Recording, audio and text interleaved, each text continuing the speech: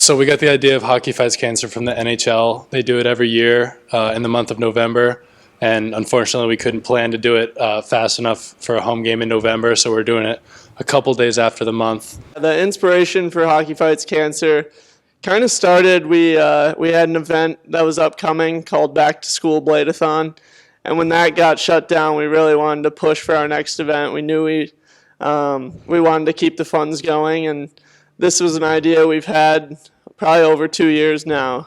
So when we saw we had a home game, we tried planning for it in November.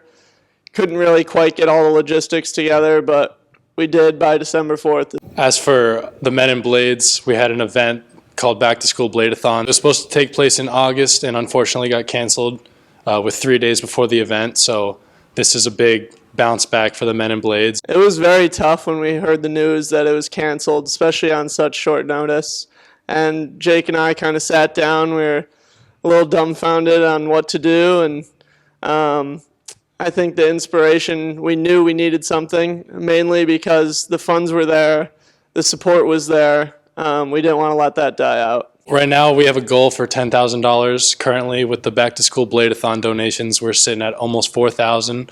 So I think that the donations are very important, as well as spreading awareness for cancer patients and cancer survivors. With everything going on in the world right now, we don't realize that cancer is still affecting so many people, and just spreading awareness for this game is huge. And my goal is to hopefully do a second annual one next year and then keep it going. In my life, my mom, my aunt, some of my grandparents, and many other close family friends have battled cancer, and it's something that is really hard to see people going through. And putting myself out on the line like we did for our first Men in Blades event, where we rollerbladed almost 1,000 miles, and putting ourselves in the shoes of others where they face hardships every day, is something that I'm very grateful for, the way that I am and how fortunate I've been.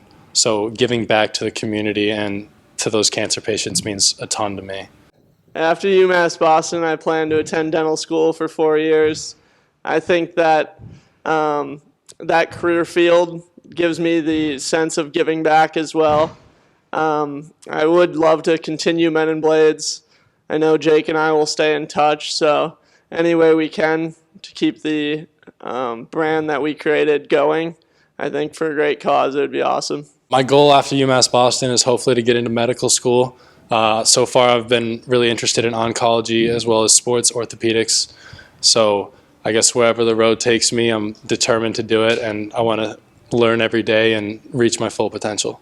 I think the biggest reflection I have on the journey, or memorable moment, was when Jake and we were going up hill after hill, and just neither of us could go anymore. We kind of laid down in the middle of the road, and immediately our team ran out. They knew we needed help. They kind of picked us up, gave us some ice on our backs, gave us that extra motivation to keep going, and kind of reminded us that what we're going through isn't anything compared to what the cause is for. From our journey about over a year ago, the thing that sticks out to me most is that Andy and I stayed through it, through the hardest times. We picked each other up, and that sense of brotherhood and support that we had for each other, and that all of our followers and friends had for me and for Andy in that moment in time, really hit home and made me extremely grateful for everything that I have.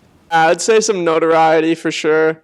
I know a lot of people, especially alumni weekend, or if I'm back in my hometown, the first thing they say when I meet them, they ask about the trip and want to talk about it.